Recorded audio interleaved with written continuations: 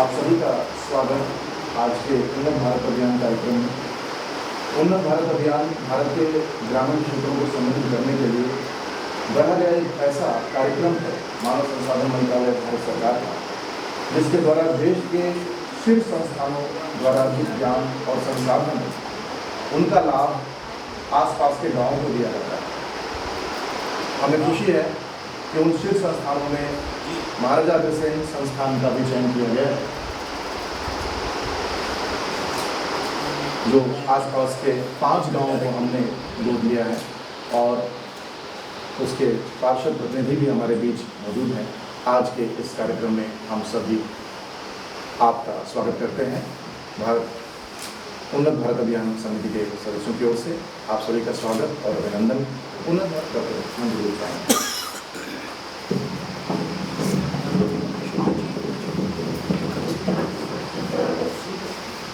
A very good morning to all the dignitaries, guests and faculty members of Maharaja Agrasen Institute of Management Studies. On behalf of Maharaja Agrasen Institute of Management Studies, I welcome you all to the inauguration of Unnat Bharat Abhiyan.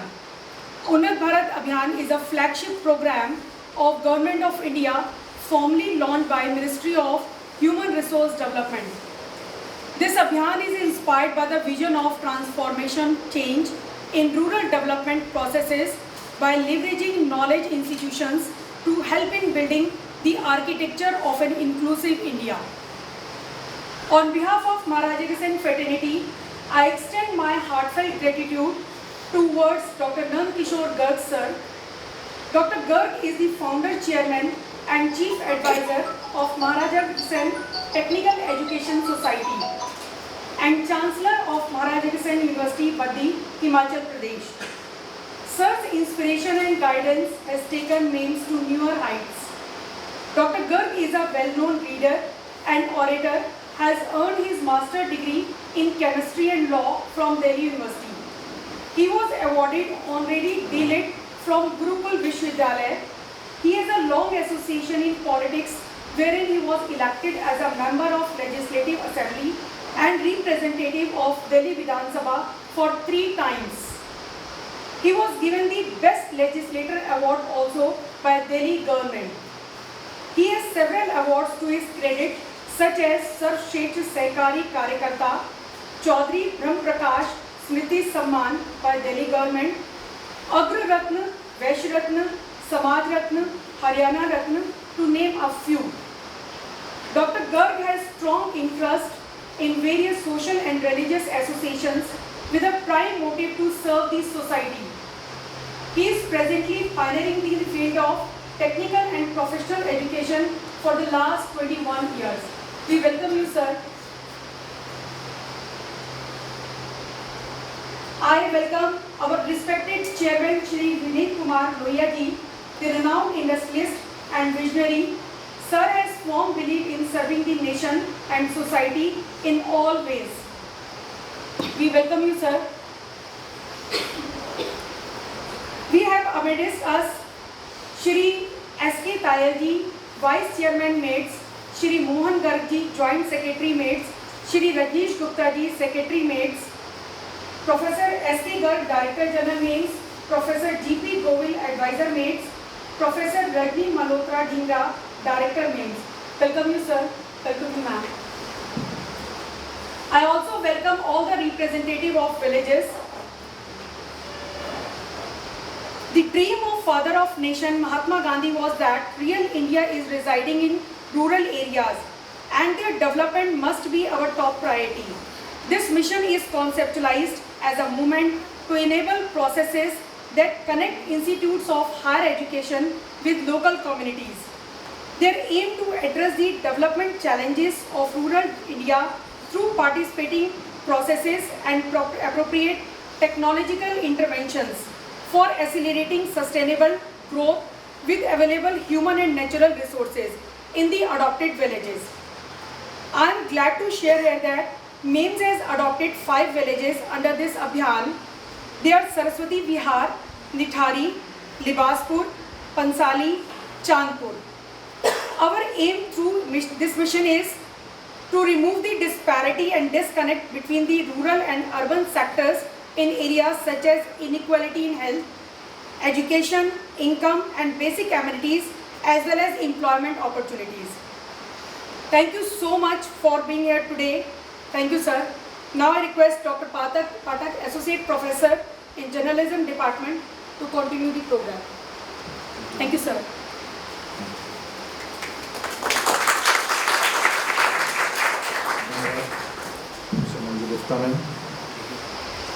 भारतीय परंपरा है अपने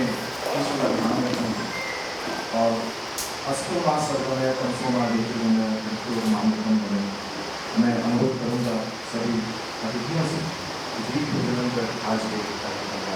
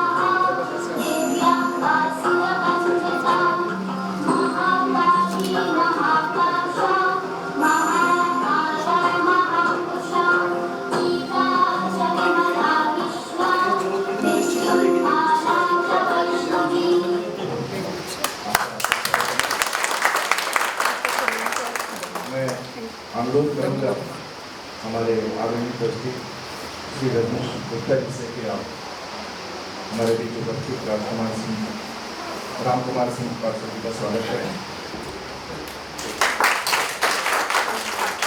मैं अनुरोध करूँगा joint general secretary Shri Mohan Garg ji से कि आप रजनीश जी का स्वागत करें।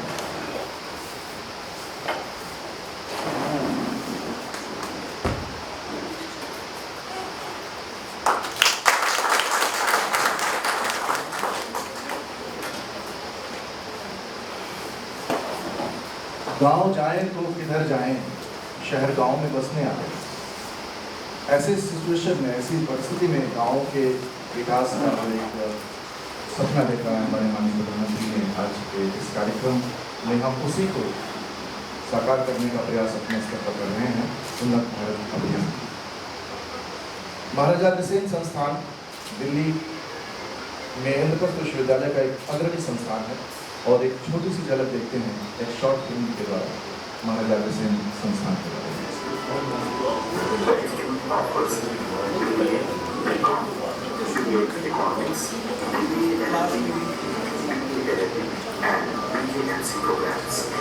Maps has emerged as one of the best strategies in Delhi. In an era of rapid change, with global expansion of skills and expertise in a variety of fields, the role of education has shifted from both policy and health services to shape the human society for a better future. World education to bring education to new heights is indeed strong. As part of our commitment to be at the forefront of education, बल्कि सबकी उन्नति में अपनी उन्नति समझनी चाहिए। इसी आदर्श को मानते हुए मानव संसाधन विकास मंत्रालय ने शुरू की है एक प्रगतिशील पहल उन्नत भारत अभियान। आइए देखें इस चलचित्र द्वारा इस मुहिम का उद्देश्य।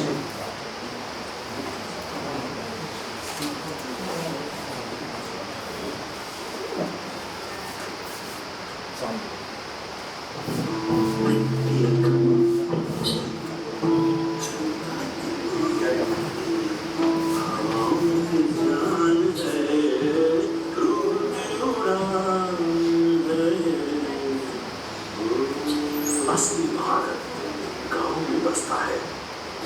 एक वृक्ष को मजबूती देती है उसकी मजबूत जड़ें।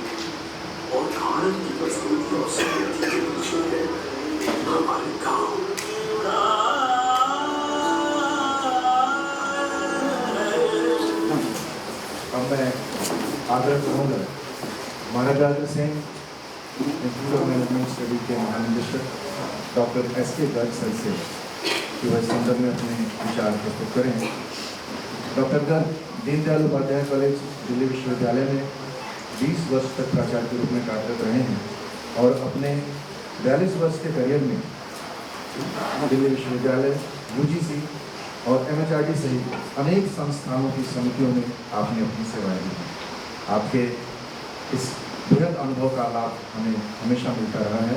मेरा सादर अनुरोध है डॉक्टर S.K. गर्ग से।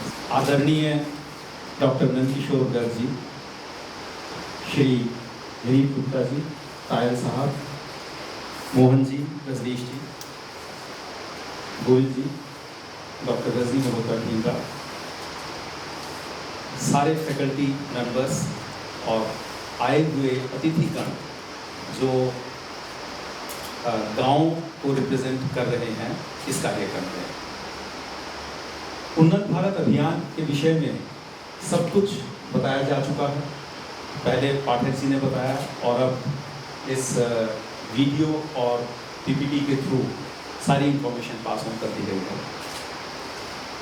मैं केवल एक ही बात पर जोर देना चाहूँगा कि हमारे छात्रों का इन गांव में क्या रोल रहेगा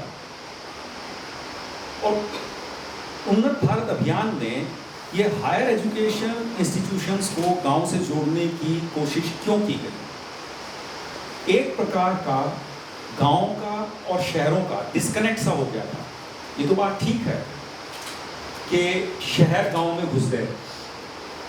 अच्छा लगा मुझे ये फ्रेज, क्योंकि अगर हम अपने आसपास देखें तो जितने भी गांव हैं, सरस्वती विहार एक गांव है, यहाँ पीतमपुरा एक गांव है, अभी भी है, लेकिन पीतमपुरा के आसपास चारों तरफ इतना विकास हो गया है और नाहरपुर, पीतमपुरा, शकूरपुर, शालीमार, शालामार था गांव का नाम, ये सारे गांव थे, उन गांव में शहर घुस गए। तो ये तो ठीक है, लेकिन अभी भी जो लोग उन गांव में रह रहे हैं, क्या उनकी लिविंग कंडीशंस आसपास के विकसित शहर के लोगों के बराबर हैं? इसमें मेरा रिजर्वेशन है। इस बात में वो नहीं है। चांस है कि एक दो बार इन गांवों के इंटीरियर में कभी जाने का मौका मिला। अगर हम देखें तो ना तो प्रॉपर ड्रेनेज सिस्टम है, ना ही प्रॉपर लाइटिंग है, और स्कूलों की हालत जो गांव में या गांव के आसपास जो स्कूल है उनकी हालत भी कोई बहुत विकसित स्कूलों में से नहीं है। और हमारा जो युवा है वो युवा इन बातों से अनभिज्ञ है, उसको पता ही नहीं है कि क्या हो रहा है गाँव।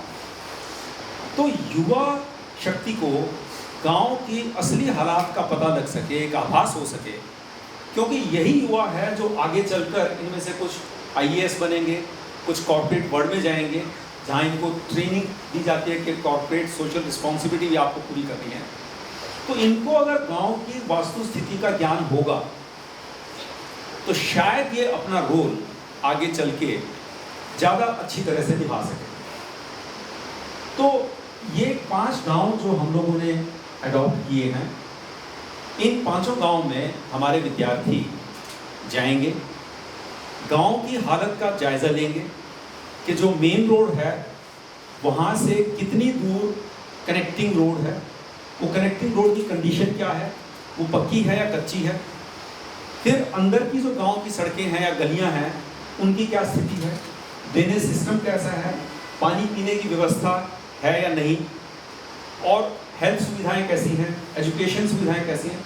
इन सब का जायज़ा लेकर हमारे विद्यार्थी एक फॉर्म में उसकी एंट्री करेंगे, जिससे कि गवर्नमेंट को ये बताया जा सके कि ये कमियां इन गांव में हम लोगों ने आइडेंटिफाई की। एक उद्देश्य तो इस प्रोग्राम का ये है, जो कि हमारे विद्यार्थी पूरी निष्ठा के साथ प्रयास करेंगे कि इसको उजागर कर सकें। और दूसरा है इंडिविजुअल लोगों से बात करना भी।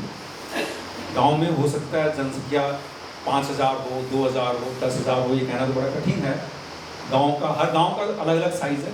और इसके लिए केवल हम दिल्ली को ही कंसंट्रेट ना करें, गांव तो पूरे हिंदुस्तान में फैले हुए हैं। और जो असली गांव देखने हैं तो वो आपको इंटीरियर में जाकर के ही देखने पड़ेंगे, गांव का रहन सहन। तो गांव में जो रहने वाले लोग हैं उनमें से कुछ लोगों से, लगभग 10% या 20% लोगों से हमारे विद्यार्थी बात करेंगे, उनकी व्यक्तिगत समस्याओं का अंदाज़ा लगाएंगे और उस हिसाब से उनकी एक फॉर्म में एंट्री करेंगे। तो ये 2 कार्य हमारे विद्यार्थी करेंगे।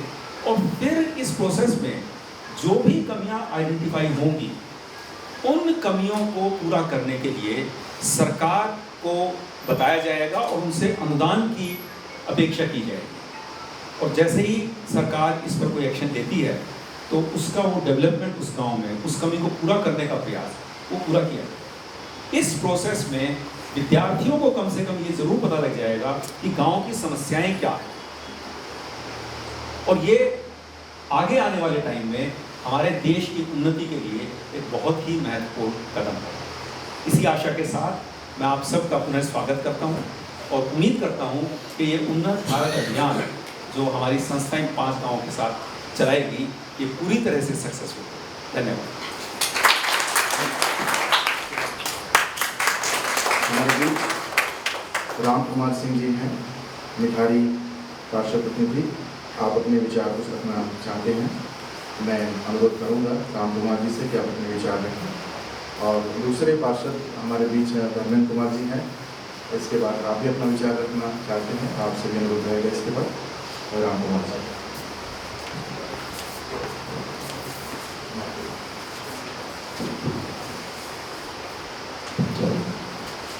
आदरणीय नंद किशोर जी, सम्मानित सभी पदाधिकारी और देवतुल्य हमारे सामने बैठे हुए सभी सम्मानित बंधु भाई बहन, मैं मिठारी गांव से प्रतिनिधि, जो हमारे जो काउंसलर हैं वो सोना रणवीर चौधरी जी जो अभी बाहर हैं कहीं, तो उनके प्रतिनिधित्व के लिए मैं यहाँ आया हूँ। और मैं मिठारी गांव की स्थिति को बखूबी जानता हूँ, क्योंकि वहाँ की शिक्षा एजुकेशन जो भी एजुकेशन प्रणाली है या व्यवस्था है, मैं उन चारों स्कूलों में काउंसलर जी की तरफ से एसएमसी प्रतिनिधि रहा हूँ और समय समय पर वहाँ आकर देखता रहता हूँ।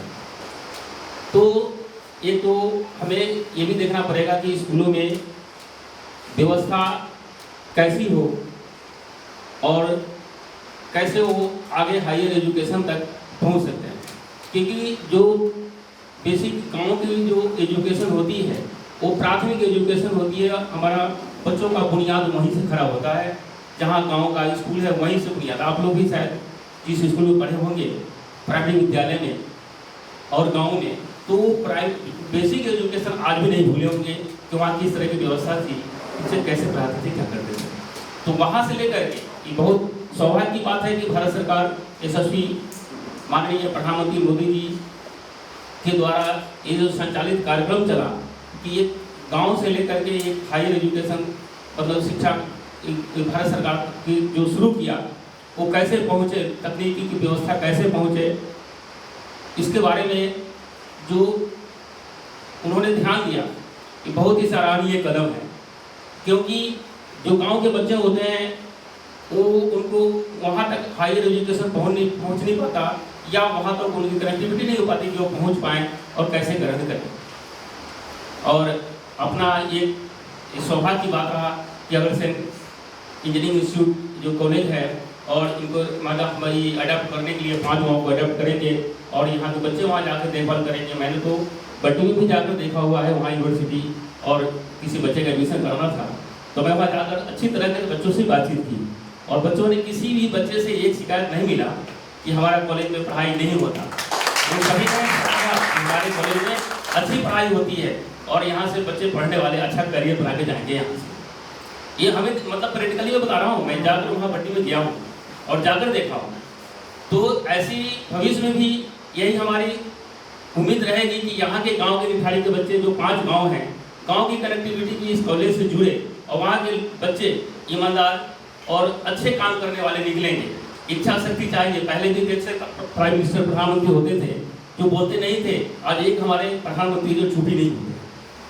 तो ये कला है, काम करने की इच्छा शक्ति है, देश वही है, कर्मचारी वही है, काम करने वाले वही हैं, सभी वही है। इच्छा शक्ति चाहिए कि हम उस मिशन को लेकर के मतलब गांव तक लेकर के जाएं और मिशन को कामयाब करें। देश की महात्मा गांधी ने भी कहा था कि जो मेन हमारी जो पहचान है गांव से है, क्योंकि 70% जो आबादी है गांव में रहती है, और गांव के लोग जब विकसित होते हैं, गांव में जब शिक्षा प्रणाली पहुंचता है, तब लगता है कि हमारा देश विकसित है, हमारा गांव, हमारा देश विकसित है, हमारा समाज विकसित है। हमारे जो पंडित दीनदयाल उपाध्याय जी थे, उनका मिशन यही था, अंत्योदय योजना, मतलब गरीब व्यक्ति तक देश के विकास का योजना एक अंतिम पायदान में जो लोग बैठे हुए हैं वहाँ तक कैसे पहुँचे, ये मिशन वहाँ तक कैसे पहुँचे। शहर में जो लोग हैं, जो लोग एजुकेटेड हैं, जिन लोगों को सारी सुविधाएं पता है, वो तो उनको तो मिल रहा है, लेकिन कैसे पहुँचे, ये बहुत बड़ी सोच थी सरकार की, और ये चल रहा है। इसी तरह ये भी मिशन है, और यही उम्मीद रहेगी कि जो गांव के बच्चे हैं, अब विशेष प्रक्रिया क्या है, उनका एडमिशन कैसे होगा, क्या होगा, वो विशेष या तो वेबसाइट से होगा, जो भी उनकी बाध्यता होगी, अनिवार्यता होगी डॉक्यूमेंट्स वगैरह की, तो उसके बारे में एक बार जानकारी देंगे लोगों को, जो यहाँ के विद्यार्थी होंगे वो जानकारी देंगे, और यहाँ तक वो बच्चे पहुँच सकें, अच्छी एजुकेशन ले सकें, और हमारे अग्रसेन कॉलेज का नाम गांव-गांव तक पहुँचे और सम्मानित के साथ पहुँचे, ये उम्मीद रहेगी। धन्यवाद।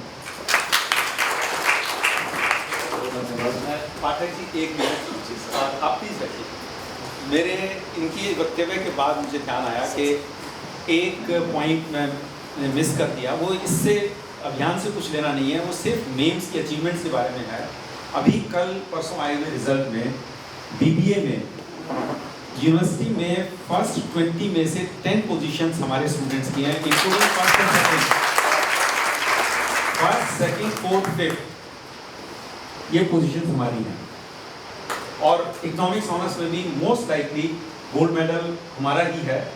कंफर्म कर लेंगे अभी डाटा को, 100% कंफर्म करने के बाद कहते हैं।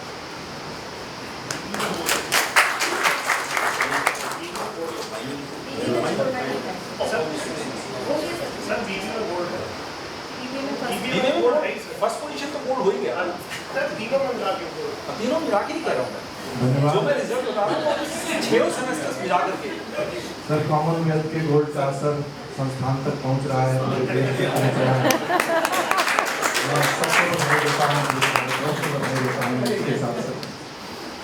और इसके बाद हमारे बीच पार्षद धर्मेंद्र कुमार जी पंसाली से हैं, आप नरेला जोन के चेयरमैन भी हैं, आपसे अनुरोध है कि आप अपने विचार रखें। धन्यवाद।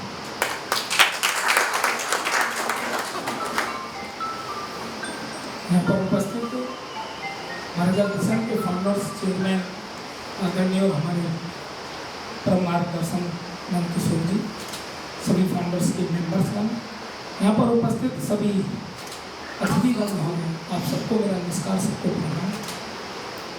बहुत खुशी का दिन है आज। एक योजना चली थी कि हम गांव का विकास करें,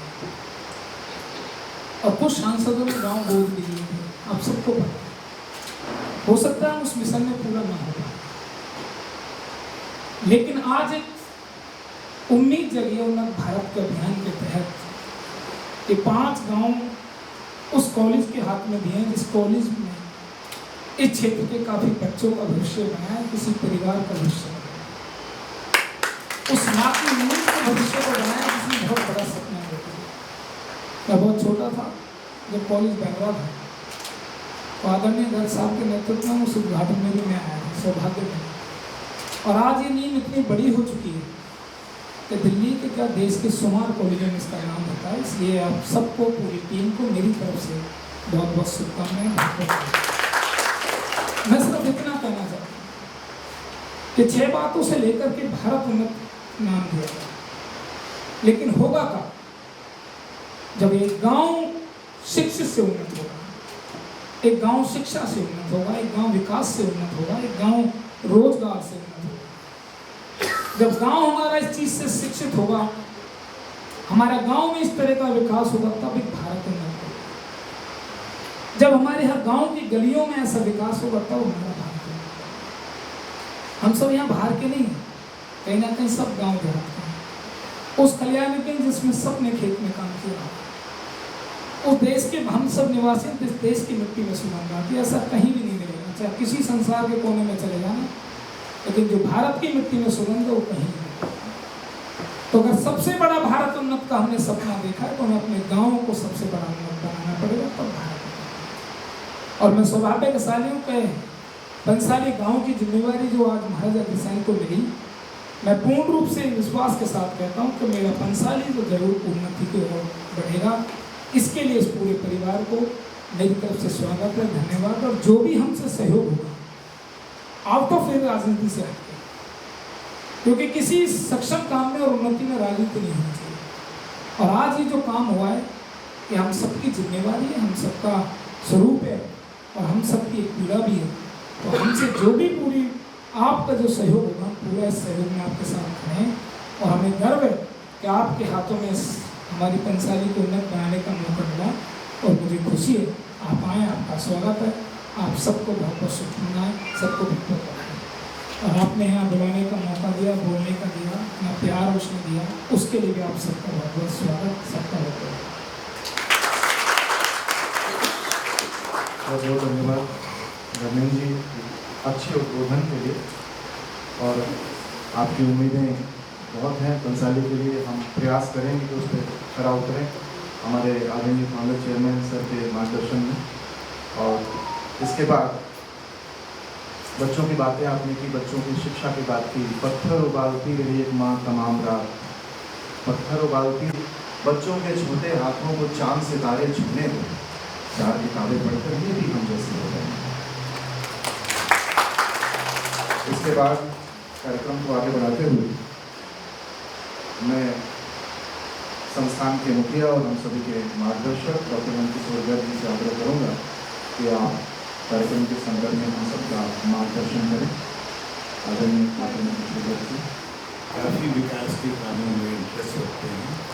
वहाँ लगभग 7-8 हज़ार ग्रामीण क्षेत्र के लोगों को रोजगार दिया है। वो रोजगार भी गया था हाथ से काम करने वाले लोग, हैंडीक्राफ्ट, और उनमें से अधिकांश चीज़ें विदेश भेजी जाती हैं। उसके काम से देश को विदेशी मुद्रा भी मिलती है और हमारे कारीगरों का हौसला भी बढ़ता है। मैं श्री विनीत कुमार जी से आग्रह करूँगा इस अवसर को पेश।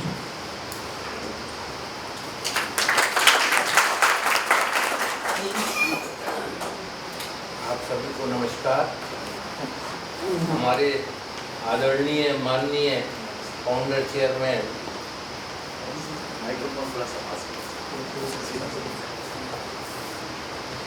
हमारे आदरणीय चेयरमैन माननीय मनकिशोर गर्ग जी, जिनके द्वारा इस महाराजा अग्रसेन की नींव रखी गई थी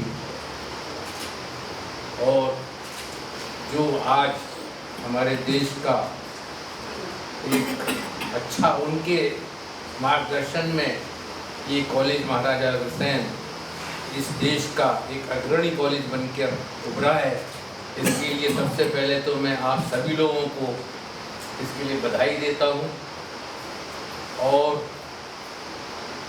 ये आशा करता हूँ कि इसी तरह जो मार्गदर्शन 22 सालों में आपका हमको मिलता रहा है, इसी तरह हमेशा मिलता रहेगा। आपका वरद हस्त हम लोगों के ऊपर रहेगा ताकि ये कॉलेज और ऊंचाइयों पर बढ़ सके। आज उन्नत भारत एक सोच हमारे माननीय यशस्वी प्रधानमंत्री श्री मोदी जी द्वारा जो ये अभियान चलाया जा रहा है उन्नत भारत का, ये अभियान आज 75 साल बाद चलाया जा रहा है देश में, जो कि इस अभियान की ज़रूरत जब देश आज़ाद हुआ था उस समय से थी, लेकिन हमारे जो नीति निर्माता लोग थे उन लोगों ने इस चीज़ पर ध्यान नहीं दिया कि ये जो ग्रामीण भारत में ही भारत बसता है, क्या ग्रामीण क्षेत्रों की क्या ज़रूरतें हैं, उन चीज़ को पूरा नहीं किया गया, उनकी तरफ ध्यान नहीं दिया गया।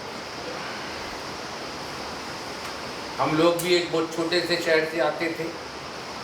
हमारे पिताजी श्री नारायण कुमार लोहिया जी का भी एक ही सपना था कि हम एक ऐसा काम शुरू करें जिसके अंदर एक उद्योग लगाएं और उसके अंदर लोगों को रोज़गार दे सकें। तो उन्होंने हरिद्वार जैसी नगरी से आकर, जहाँ बड़ी शांति से रहते थे, मुरादाबाद में आकर एक फैक्ट्री लगाई।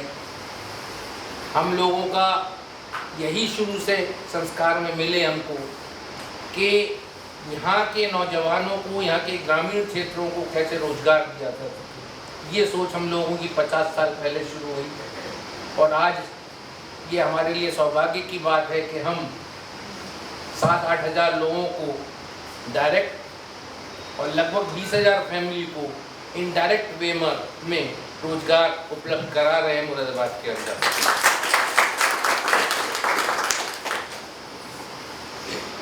जब गाँव में जाते थे, मैं बहुत छोटा था, साइकिल पे चलते थे, 20 साल की उम्र थी, आज तक 70 साल के 68 साल के हो गए। तो ग्रामीण क्षेत्रों में जाने का बड़ा मेरे को चांस मिलता था, क्योंकि हमारी जो भी लेबर वगैरह वो ग्रामीण क्षेत्रों से ही आती थी।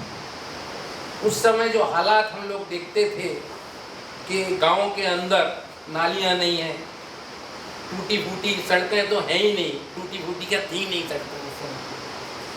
आज जबकि 8 साल के अंदर ये जो ग्रामों की सिचुएशन बनी है काफ़ी बेहतर हुई है, लेकिन जहां हम लोगों को पहुंचना चाहिए आज भी वो पोजीशन नहीं बन के आई है।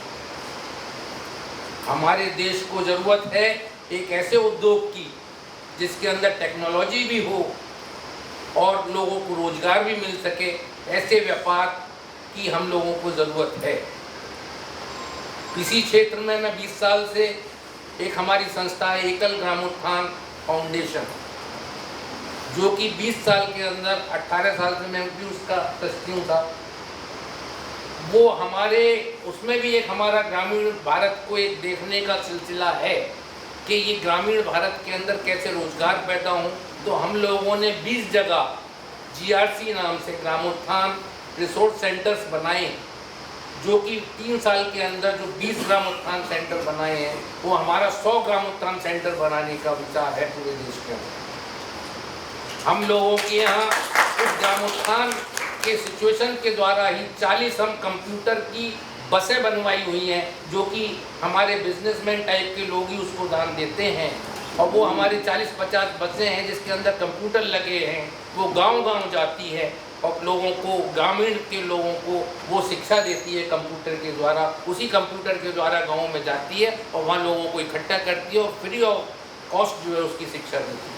तो आज पूरे देश के अंदर 40 बसें इस तरह की कंप्यूटराइज चल रही हैं, जिसका प्लानिंग भी हमारा कंप्यूटर ऑन व्हील्स के नाम से। हमारे चेयरमैन साहब भी उसमें ट्रस्टी हैं, पूरी तरह उसमें ध्यान देते हैं। उसके अंदर एकल विद्यालय तो हमारे चलते ही 1 लाख से ज़्यादा हो चुके हैं पूरे ग्रामीण क्षेत्रों में, जिसमें हम निःशुल्क जो है वो बच्चों को एक एजुकेशन देते हैं। और जिसके अंदर सबसे बड़ी बात यह है कि हम उसमें संस्कृति, अपने देश के संस्कारों को सिखाने की कोशिश करते हैं। तो मेरा तो गाँव के प्रति हमेशा एक लगाव रहा है, बल्कि मुझको तो ताज्जुब हुआ, हमारे माननीय मोदी जी ने एक बहुत दूरदृष्टि से 5-7 साल पहले, 7.5 साल पहले एक अभियान चलाने की कोशिश की थी कि हमारे जितने MPs हैं वो एक गांव, MPs भी, MLAs भी और जितने भी लोग हैं वो एक गांव जो है वो गोद ले लें। मैं तो उसमें और आह्वान करता हूँ कि हमारे बिजनेसमैन भी, फैक्ट्री वाले भी जितने हो, सब लोग एक गांव गोद लें और इसमें कंपटीशन हो आपस में कि किस तरह से किसका गांव बेटर है और उसको पुरस्कार मिले। तो मैं तो ये सोचता हूँ अगर ये अभियान इस तेज़ी से चलता है तो हमारे गांव तेज़ी से विकास की तरफ चले जाएंगे। बाकी हमारे माननीय आदरणीय जज साहब जो हैं वो इस बारे में बताएंगे। मैं बाकी एक वक्ता तो हूँ नहीं ज़्यादा, लेकिन जो मेरे थोड़े बहुत विचार थे वो मैंने आपके सामने रखे। और हम सबको कोशिश करनी चाहिए, हमारे सब युवक लोग यहाँ पर मौजूद हैं, सब एक से एक यहाँ पर सब हमारे टीचर मौजूद हैं, क्योंकि उनकी डायरेक्शन से, उनके सहयोग से हमारा जो ग्रामीण भारत है, जो ग्रामीण ग्राम हैं वो हमारे एक अच्छे बन सकते हैं। हमारी सोच अगर अच्छी हो जाए और सब लोग मिलकर ये काम करेंगे तो बहुत जल्दी हो। इन शब्दों के साथ धन्यवाद। और मैं आदरणीय माननीय नंदकिशोर गर्ग जी से आग्रह करूंगा कि वो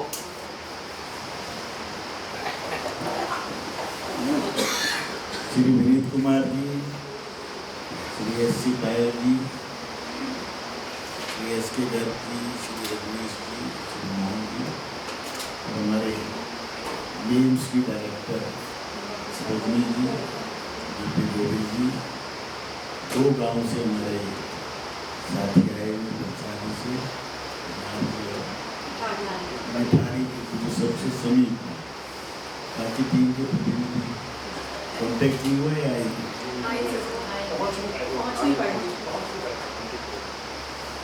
इस देश को एक ऐसा प्रधानमंत्री आप लोगों को मिला है जो छोटे से छोटा काम करने में जिसको संकोच नहीं, जिसको फर्श पे कागज पड़ा है तो उसको उठाने में, किसी किताब का विमोचन कर रहे हैं तो कागज फाड़ के कभी आपने देखा किसी भी टीवी पर तो नीचे नहीं डाला, उन्होंने देश में रखा। तो पहली बार घोषणा की थी स्वच्छ भारत की। मेरे मित्र भी हैं, अग्रज भी हैं, साथी भी हैं, परंतु मुझे लगता था बहुत दूर की फेंक रहे हैं। इसलिए कुछ लोग वो सोशल मीडिया पे फेंकू नाम भी चलाया था कि इतनी बातें कर रहे हैं, करेंगे कैसे? 7 लाख गाँव हैं, 7 लाख गाँव में हैं। छोटे से छोटा गाँव भी है जिसमें 50-100 घर हैं और बड़े बड़े गाँव हैं। सीमा के ऊपर जो माना गाँव है बद्रीनाथ से 6-7 किलोमीटर तो चीन भारत सीमा के आखिरी गाँव, दूर दराज के गाँव जैसलमेर पूरा रेगिस्तानी इलाका से लेकर अंडमान निकोबार लक्षद्वीप जो भारत की मुख्य भूमि से कितनी दूर है, उन सब गाँवों में स्वच्छता अभियान चले। कल्पना करने में भी डर लगता है। गांधी जी का सबसे बड़ा सपना एक ही था, सबसे जोर देते थे और वो उस समय में अपना शौचालय स्वयं साफ करने की कोशिश नहीं करते थे, करते थे और अपनी पत्नी से भी कराते थे। कितना बड़ी सोच थी महात्मा गांधी की स्वच्छता की। और जहाँ स्वच्छता होगी वहाँ पर लक्ष्मी होगी, जहाँ लक्ष्मी होगी वहाँ बाकी सब धन धान्य की कृपा होगी। सबसे पहला अभियान स्वच्छता अभियान है। सबको शिक्षा मिली, बहुत पुराना सपना था। बुनियादी शिक्षा गांधी जी ने शुरू की थी और जो हमने मेघालय की शिक्षा को दिया है और 2 साल से हमारी राष्ट्रीय शिक्षा जिसके अंदर आज भी मैं पढ़ रहा था सुबह क्लास में, गिल्ली डंडा का खेल भी होगा, बैलकूद भी होगा, लकड़ी, वो सारे खेल जो हमने मिटा दिए, जो भारतीय खेल थे वो सारे समाप्त कर दिए। खो खो आज के बच्चों को बताएंगे, बेजियम नंबर सारे गए। खेलों के प्रति बढ़ावा दिया, खेलो इंडिया शुरू किया तो आज 50 से ज़्यादा मेडल की तैयारी कॉमनवेल्थ खेलों में हुई, होनी चाहिए 100 और अगले कॉमनवेल्थ की 100 होगी। ये मैं कह रहा हूँ उस भरोसे से कि जो बाकी काम कर रहे हैं, हमारा पोटेंशियल कितना है। जो देश विकसित होगा वो खेलों में भी विकसित होगा। यदि United states of America number 1 रहता था मेडल देने में तो उसका मुकाबला रशिया से हुआ करता था जब रशिया तो चाइना ने पिछले 20 साल में रशिया को पीछे छोड़कर आज नंबर 1 और 2 की लड़ाई में चाइना, और हम तरसते थे शायद कोई बार मेडल ओलंपिक में आ जाए, बहुत बड़ी बात। उस देश में बड़ी बात है जिसकी हॉकी टीम 1938 से लगातार गोल्ड मेडल जीती थी। और हिटलर जिसमें ध्यान सिंह की स्टिक को देखता था, इसके अंदर क्या जादू है कि ये इसके पास गेंद आएगी तो गोली में जाएगी। जिस देश का फुटबॉल भी विश्व के 4थे नंबर पर गया, आज हम 140 नंबर पर। खेलों के अंदर हम एशिया के अंदर चैंपियन थे। पहला एशियाड हमारे देश में 52 में हुआ। कहाँ चले गए सारे चीज़ें? राज्यों को भी आप देखें कि कौन सा राज्य आगे है इसी दृष्टि से। जो खेलों में आगे है उसकी आर्थिक दृष्टि से भी आज पहली बार मिजोरम का कोई नौजवान 19 साल का गोल्ड मेडल ले रहा है। जिस मिजोरम में लाल डेंगा जो आतंकवाद और जो भारत से अलग होने की कल्पना है, 5-7 लाख की आबादी का छोटा सा प्रदेश। आसाम से कितने मेडल आए हैं? मणिपुर तो खेलों में बहुत आगे चला और उड़ीसा जब से नवीन पटनायक ने संभाला है, हॉकी के अंदर विश्व स्तर के टूर्नामेंट, फुटबॉल के अंदर आज उड़ीसा से आपको मेडल टैली में नाम प्रदेश अनुसार पढ़ेंगे तो 5 झारखंड से मेरा बिहार उत्तर प्रदेश से क्यों नहीं आ रहे? 20-25 करोड़ का एक 10-12 करोड़ लगभग शून्य। हरियाणा लगभग 25-30% अकेला मेडल ले रहा है। पंजाब बहुत आगे होता था, वो नशे में डूबने के कारण थोड़ा पीछे चला गया। ये मैं इसलिए बता रहा हूँ कि जिन गाँव के अंदर स्वच्छता होगी, शिक्षा के प्रति ध्यान माँ बाप रखेंगे, माँ बाप रख रहे हैं। जिस देश में 50% बच्चे स्कूलों के 100 का निजी स्कूलों में पढ़ रहे हैं, मोटा 50। इसका मतलब हमारी सरकारी शिक्षा व्यवस्था पर उनको भरोसा नहीं। गाँव के अंदर पंसाली में देखें, कहीं देखें 1000 गज 500 गज में स्कूल चल रहे हैं। उन्हीं के एक परिवार के 2 या 3 टीचर या प्रिंसिपल में फीस उनकी आज भी 1800 रुपये महीने से ज़्यादा नहीं है।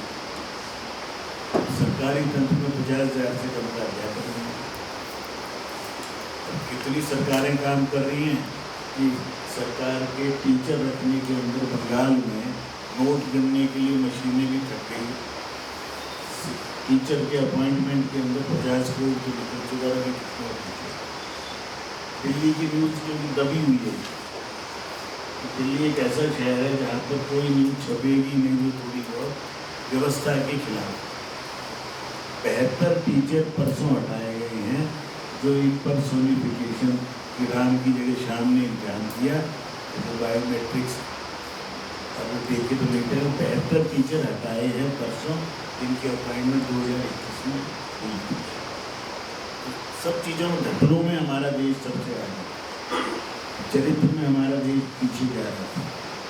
ईमानदारी डिक्शनरी में रह गई थी, तो फिर से स्थापित करने में इतना बड़ा जोर लगाना पड़ सकता है। आप सब पढ़े लिखे लोग ये 5 गांव दिए गए हमें ये और 5 गाँव में वेट को भी मिला हमारे इंजीनियरिंग इंस्टीट्यूट। दिल्ली में हम 360 गाँव सुना करते बच्चों।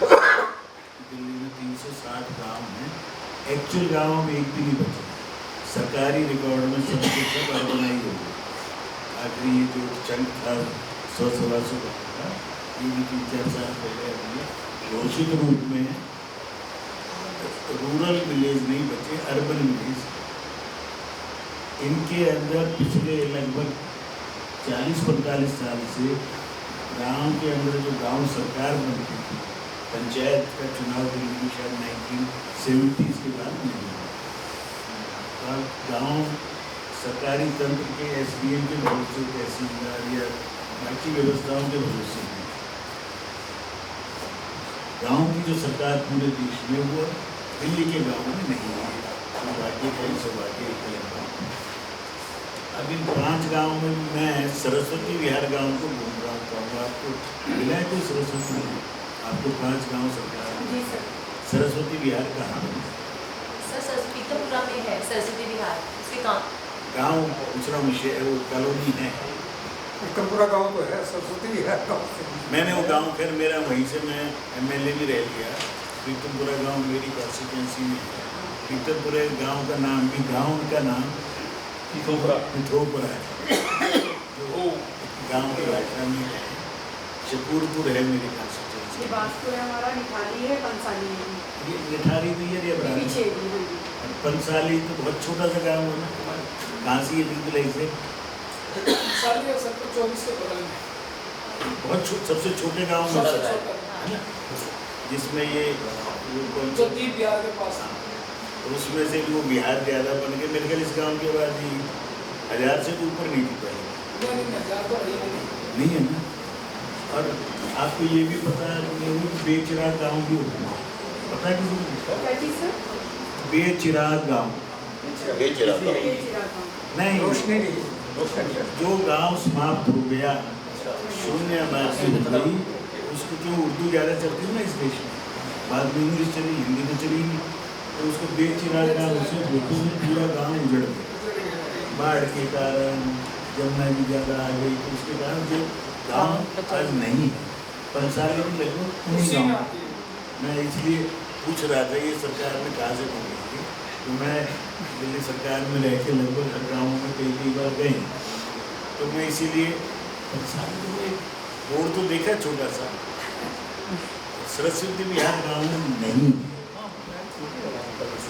कॉलोनी है, टीचर्स की बहुत अच्छी कॉलोनी है, बड़ी कॉलोनी है, 2-2.5 हज़ार होंगे, 1200 तो वो सर शारदा को मिला वो सीनियर सेकेंडरी स्कूल के जो टीचर्स थे उन्होंने एक प्रॉपर्टी बनाई वो सरस्वती बिहार, जो प्राइमरी स्कूल के जो शारदा हो दोनों ही आजू बाजू में एक ही लाइन के, मैं इसलिए कह रहा हूँ कि गाँव को सरकारी जो तंत्र बैठे मिनिस्ट्री का नाम बदल दिया, प्रेजेंटेशन में मिनिस्ट्री ऑफ ह्यूमन रिसोर्स भी आ रहा है एक क्लास में, और हम अपने जो बोलने में उसको बदलो भाई, शिक्षा मंत्रालय कुछ नोटिफिकेशन होती है, पहले भी शिक्षा मंत्रालय है, तो एक बड़ा बहुत ज़्यादा एजुकेटेड हमारे प्रधानमंत्री आए थे, जिनको कहते हैं कंप्यूटर वही लेके आए, खुद पढ़े लिखे नहीं थे, परंतु कोई चीज़ें बड़प्पन भी थोपते हैं ना लोगों को, ये इसने किया ये इसने, तो वो ह्यूमन रिसोर्स नहीं, संसाधन थोड़ी है व्यक्ति तो सब कुछ है, व्यक्ति नहीं है तो कुछ नहीं।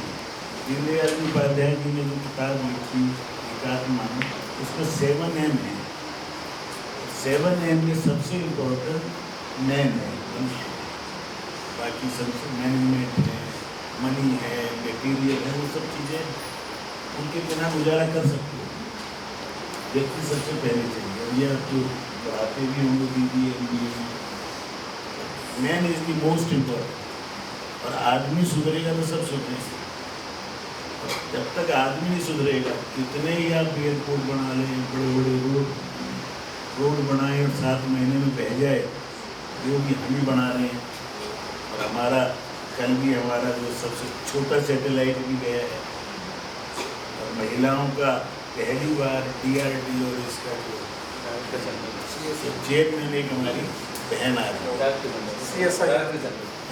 डायरेक्टर जनरल, बहुत बड़ी बात, क्योंकि ये पोटेंशियल ये मोदी जी ने ही सबसे पहले पहचाना कि महिलाओं को हर चीज़ में आगे लाना ही लाना, देश के प्रति हर चीज़ को कैसे जोड़ना है।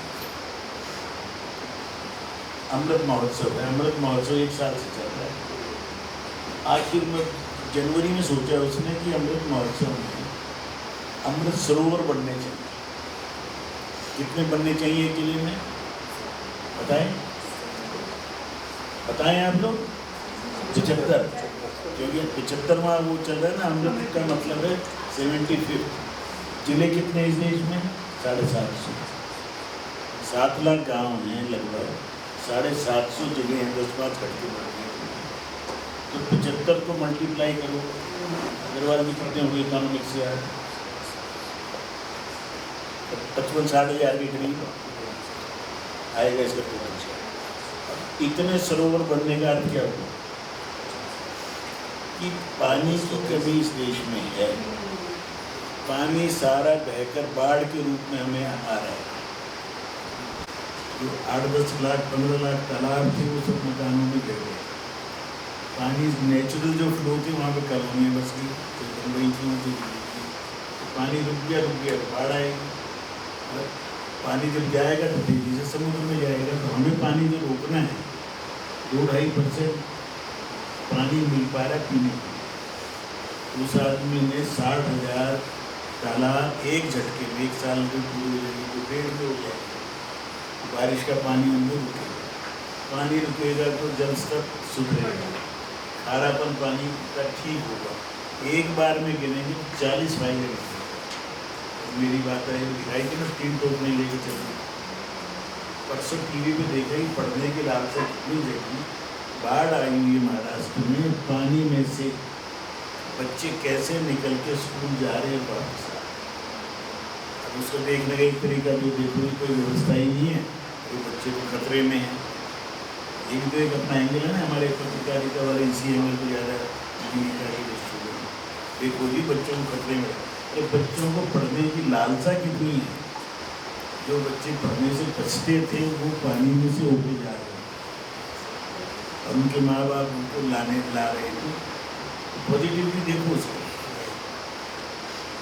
आज इस देश के अंदर एक जागरूकता आई है और उन्नत भारत अभियान का केवल एक ही उद्देश्य, दिल्ली के गांव उसमें पिछड़े नहीं, दिल्ली के लगभग हर घर में जल है, क्योंकि अभी 25 करोड़ घरों में जल पहुँचाना तो 25 अब 3 साल में 10 करोड़ घरों में पहुँच गया है।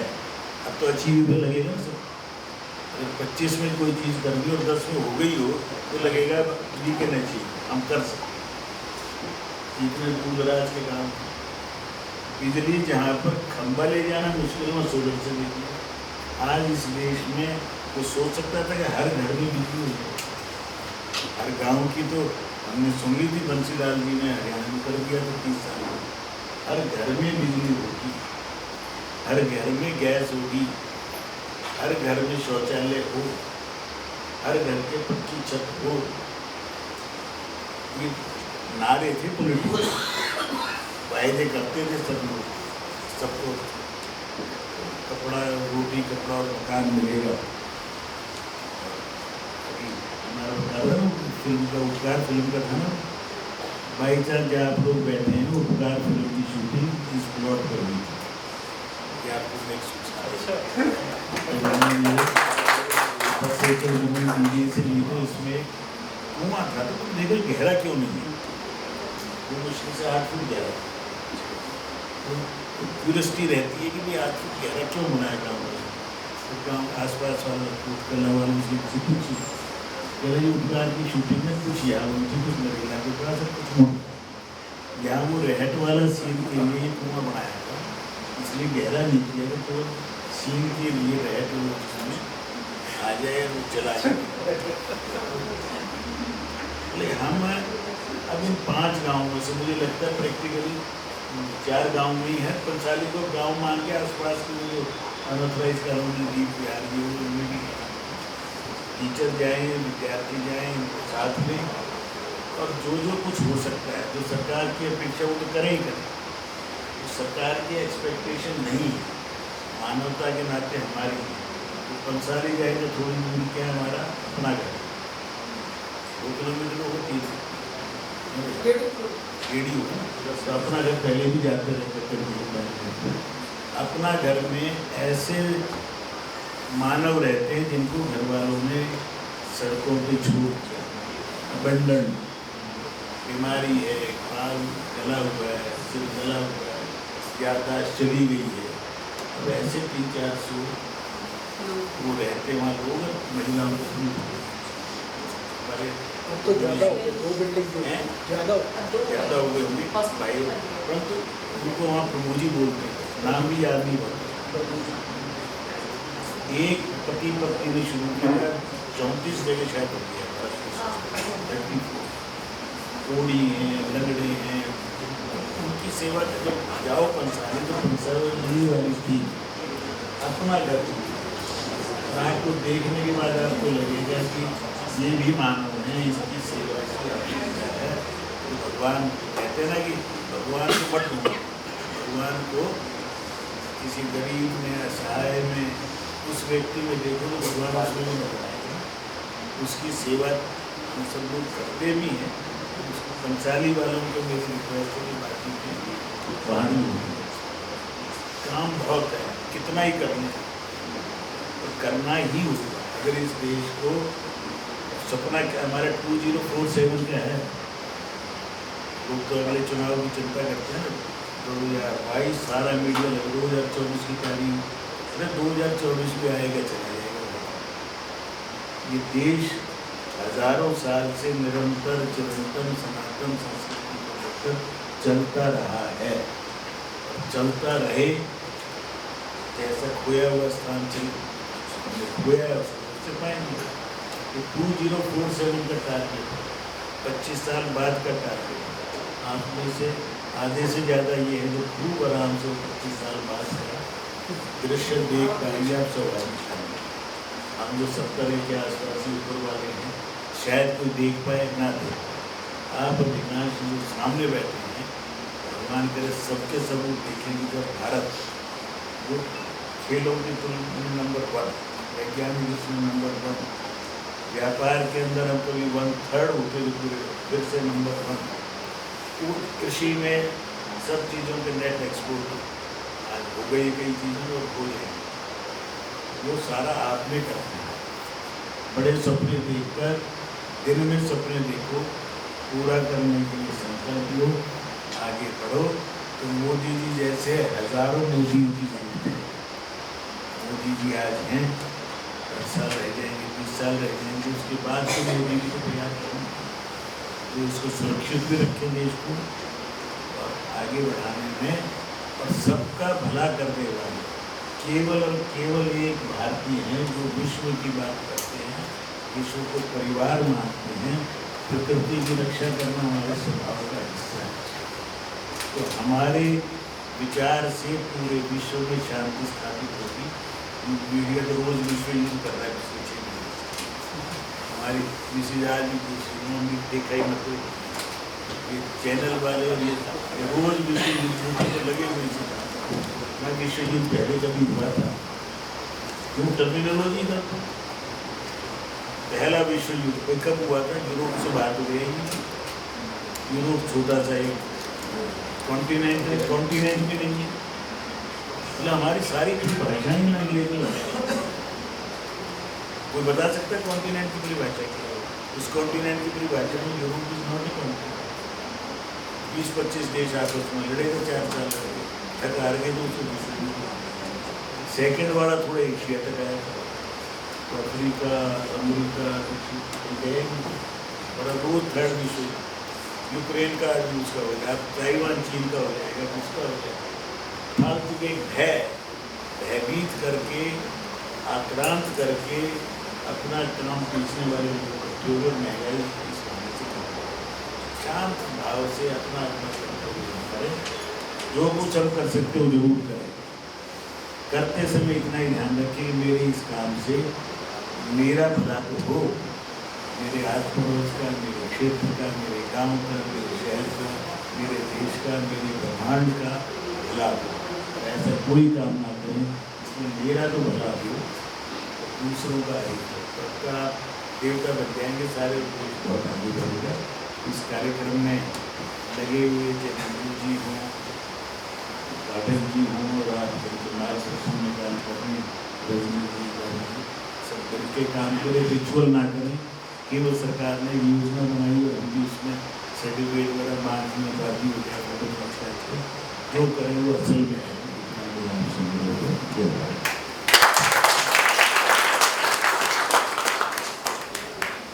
धन्यवाद सर। अयम निज परोवेट गणना लज्जितसां उदार चरितानां वसुधैव कुटुम्बकम्।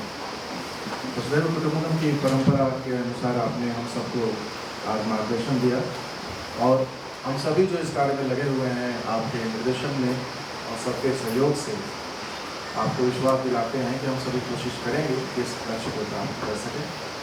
अब मंच के आशीर्वाद से और आप सभी के सहयोग से कार्यक्रम अपने आखिरी चरण में पहुँच चुका है। अंत में अब मैं संस्थान के निदेशक professor doctor Rajni Malhotra ma'am से अनुरोध करूँगा तो सभी अतिथियों का धन्यवाद ज्ञापन करें। Doctor Rajni Malhotra ma'am.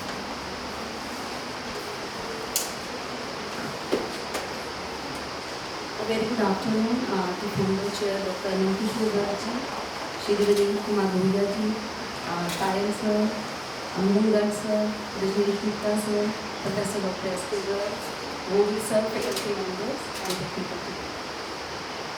उन्नत भारत मतलब सबका विकास।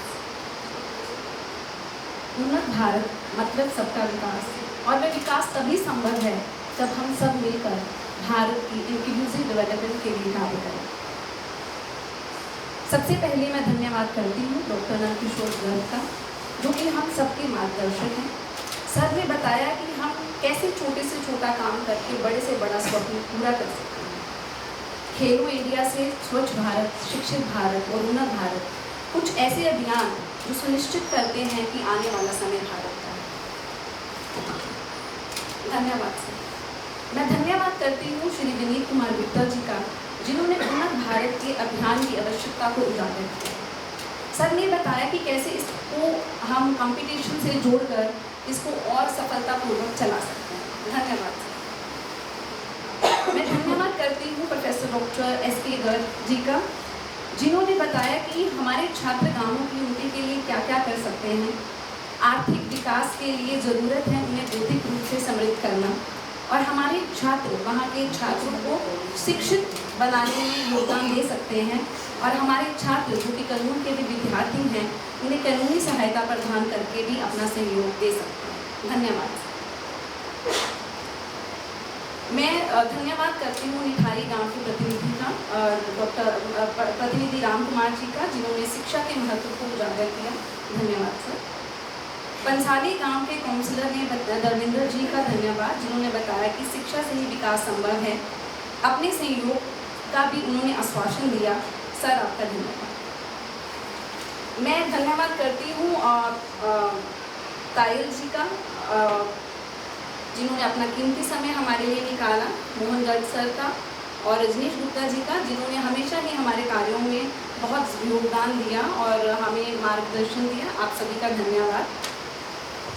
मैं धन्यवाद करना चाहूँगी प्रोफेसर डॉक्टर जी.पी. गोविल जी का, जिन्होंने सबसे पहले मेंस को उन्नत भारत अभियान से जोड़ने के लिए कदम उठाया।